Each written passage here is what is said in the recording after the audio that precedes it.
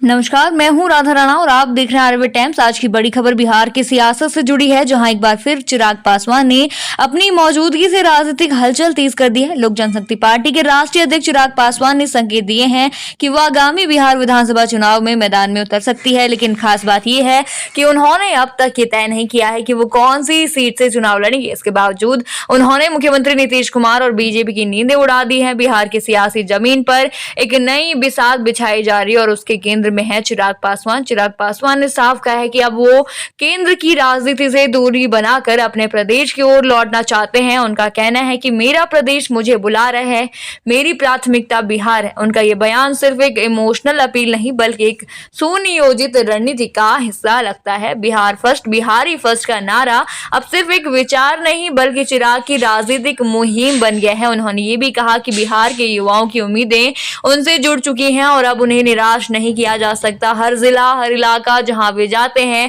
वहां युवा वर्ग उन्हें एक विकल्प के रूप में देख रहा है।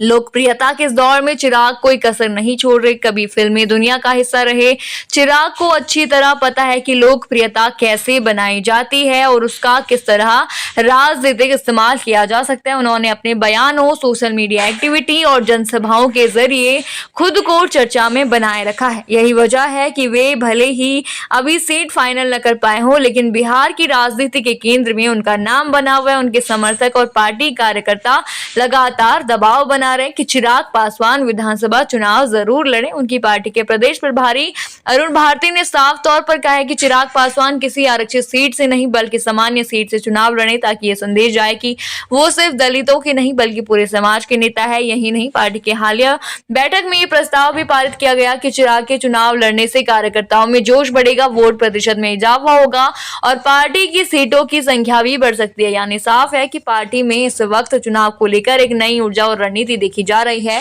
बिहार की राजनीति में इस समय बेहद ही अहम है। एक तरफ नीतीश कुमार की अगुवाई में एनडीए है तो दूसरी तरफ महागठबंधन की तैयारियां भी तेज हैं। ऐसे में चिराग पासवान की एंट्री दोनों खेमों की रणनीतियों को प्रभावित कर सकती है। उनके बयानों और रुख को देखकर लग रहा है कि वे अकेले अपने दम पर बड़ा खेल खेलने की तैयारी में है। उन्होंने पहले भी नीतीश कुमार को टारगेट करते हुए कहा था कि बिहार को ऐसे नेतृत्व की जरूरत है जो वाकई में विकास और युवाओं के भविष्य की बात करे, ना कि सिर्फ सत्ता में बने रहने की जगुत लगाएं।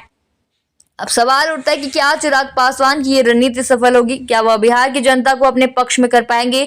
ये सवाल अभी अनुत्तरित हैं, लेकिन जिस तरीके से वे खुद को राजनीति के केंद्र में बनाए हुए हैं उससे साफ है कि आने वाले चुनाव में चिराग एक बड़ा फैक्टर बन सकते हैं। नीतीश कुमार हो या बीजेपी के अन्य बड़े नेता, सभी को चिराग की गतिविधियों पर नजर रखनी होगी। आप क्या सोचते हैं इस पूरे मुद्दे पर? हमें कॉमेंट सेक्शन में जरूर बताइए और बने रहिए आरबी टाइम्स के साथ ही चैनल को सब्सक्राइब करना न भूलें और हमारी फेसबुक और वेबसाइट के साथ भी जरूर जुड़ें।